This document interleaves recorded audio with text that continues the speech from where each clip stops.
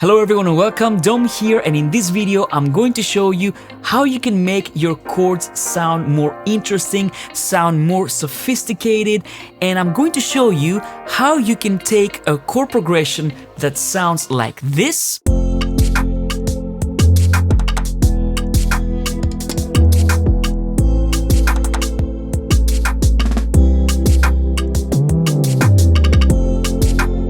and make it sound like this.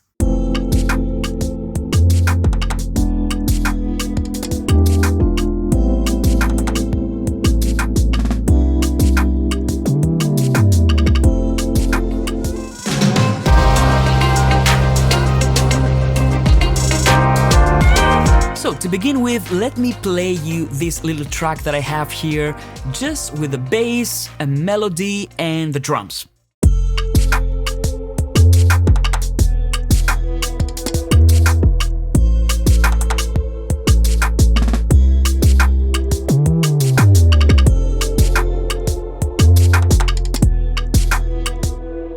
So as you can hear, we have a nice sub bass, we have some drums, and we have like a nice guitar that comes from Purple, the expansion for Groove Agent. Now, I'm going to add some chord progressions with this, and for this I'm going to use Vibrant electric pianos, and let's take a moment to appreciate the amazing sound of this library.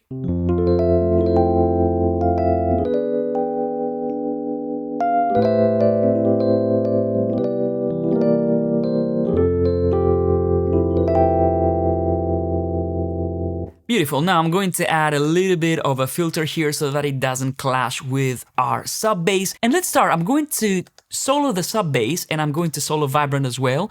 And in this case, I'm using a chord track to trigger the chord progressions. So this will work for pretty much everyone. Even if you're not a keyboard player, you'll be able to do this. Now, as you can see, I have a chord track to trigger these chords. And if you don't know how to create the chord track, you just go here, plus, and then you go more tracks.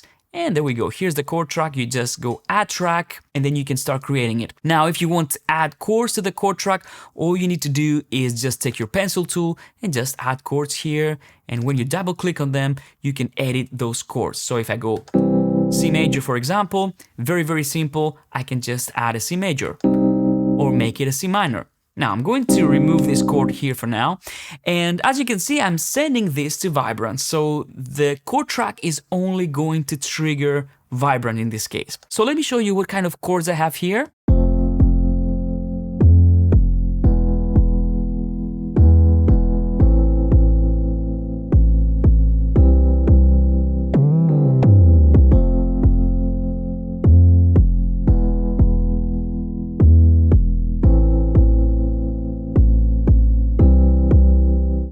And this sounds really nice. I'm basically following the sub bass, okay? If I open the sub bass here, you will see that I'm following pretty much the notes of the sub bass. And the great thing with the chord track is that if you want to figure out what kind of chords go with each key, you can just double click on any one of these and you can go to Chord Assistant. And as you can see, now we have a choice of cadences, so you can create different chord progressions. You also have a proximity editor here, and we also have the circle of fifths here. So if I know, for example, that I'm in A minor, I know that I can use D minor, E minor, G, F, and I can see all the different chords that I can use. And the further away I go from the key, I'm going to get a different color. So the green ones are the safe bets, okay? So if you're struggling to create chord progressions, just open the Chord Assistant and you'll be at a very good place. So here I have a very simple chord progression. It sounds good, but it's quite simple. It's quite straightforward. There's not too much color in these chords, right? So let's listen again.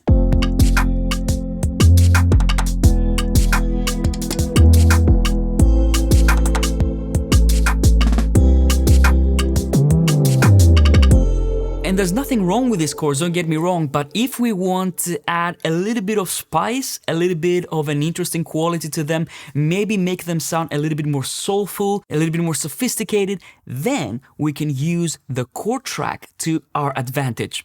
So let me start with the first chord. If I click on it, I can hear it straight away.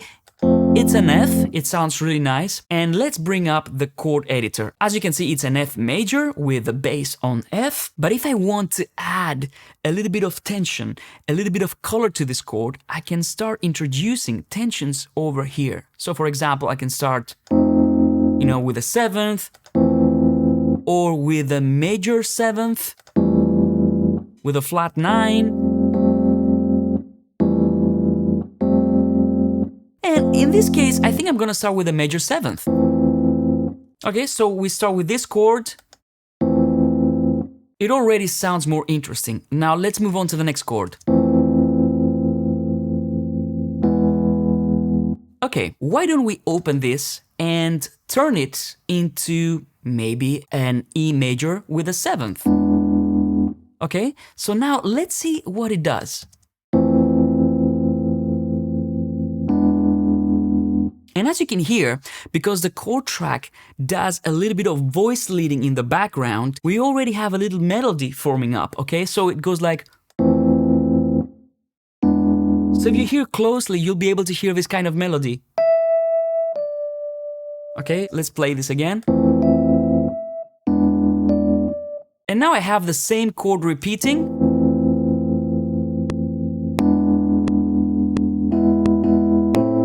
Okay, let's make this a little bit more interesting. So for this one, I'm going to create another tension. And for this, I'm going to go, let's say, with something a little bit more drastic. So I'm going to keep the 7th, and I'm going to add maybe a sharp 9, the Hendrix chord, okay? So I'm adding a G on top of the G sharp, okay? Let's have a listen.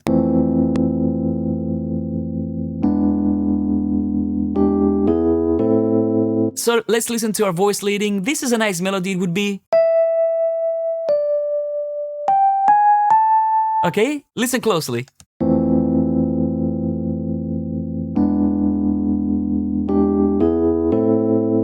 But maybe I want to have a different melody. Maybe I want to have like a...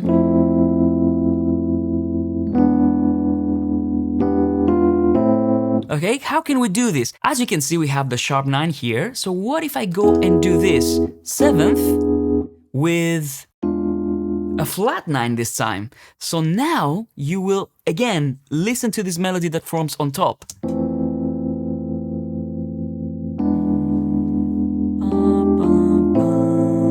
Okay, so I already have a nice melody, a nice voice leading, all done using the chord track. I haven't played a thing, okay? Now I want to make sure that when I land on A minor, I still have this kind of soulful vibe there. So let's go and open A minor and change this. So let's add a 7th and maybe a 9th. And that has a lot of character. Let's listen now.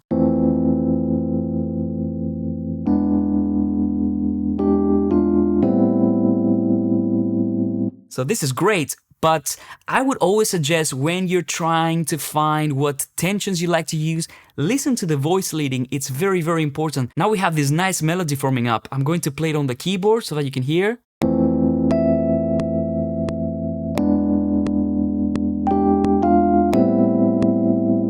Super simple, right? I didn't do anything crazy here. I'm just using the tensions to create this nice voice leading.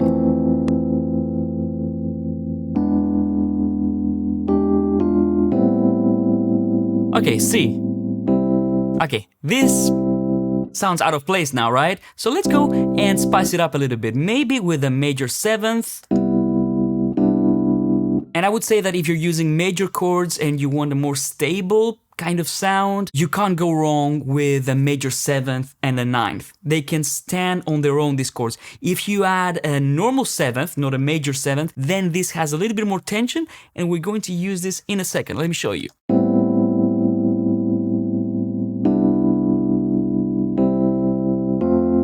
Okay, and then we have F. We go back to the beginning. Now this, I think that for this one, now we need to create some more tension so that we can go back to F, okay? We need to create this tension, and the way to create this tension is to use a dominant chord. And a dominant chord is C major 7th. I can do flat 9 if I want to, but maybe I don't want to go that far. just a 7th chord will work, just a dominant chord. Let's have a listen to the whole thing now.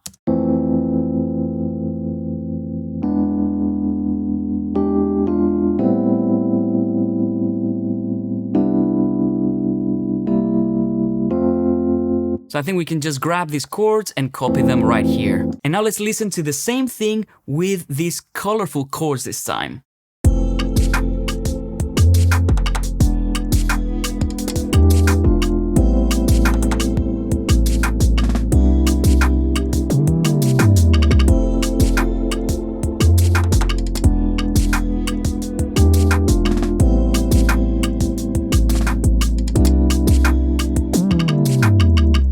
So now these chords have a completely different feel. They give you a very, very different vibe than the simpler chords that we were using before that were more into like straight pop territory. These give you a little bit of a different flavor, a little bit of spiciness, a little bit of, swag. I think it sounds really, really nice. Now I'm going to show you some more tricks that you can do to change the way that these chords sound while retaining the same chord progressions. So I'm going to go to my chord track and you will see that right now I have the voicings set to piano, okay? And it sounds like this.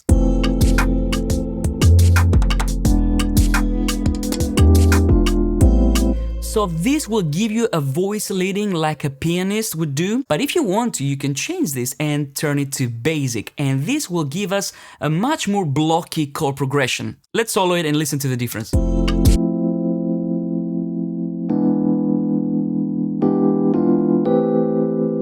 See, it's very different than choosing the piano voicing. See, it's a little bit more condensed and it does this beautiful voice leading. Now, if I go to guitar, for example, we're going to get a completely different sound and that's more suitable to guitars.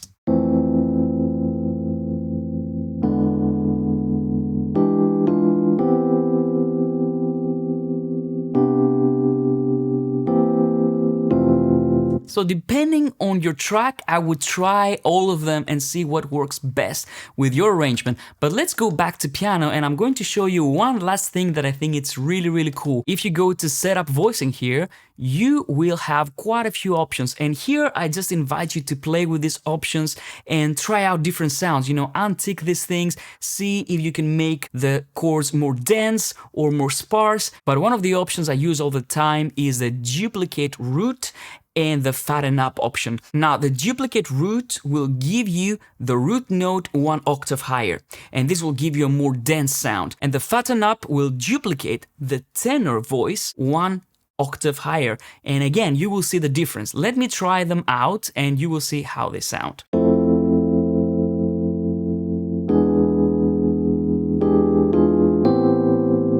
Again, this is with both of them, but in this case, I would just use the fatten up, to be honest with you.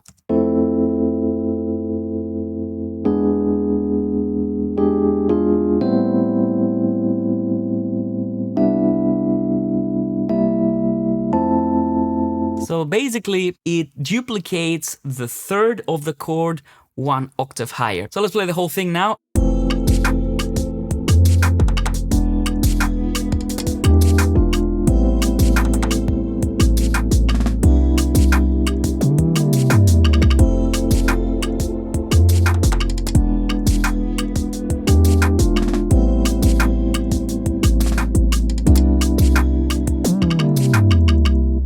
So this is how you can make your chord progressions sound more interesting, sound more sophisticated if you want to use that word. And this is by using the chord track and experimenting with the different tensions. So I hope you make some great music with this trick and I'll see you on the next one. Bye bye.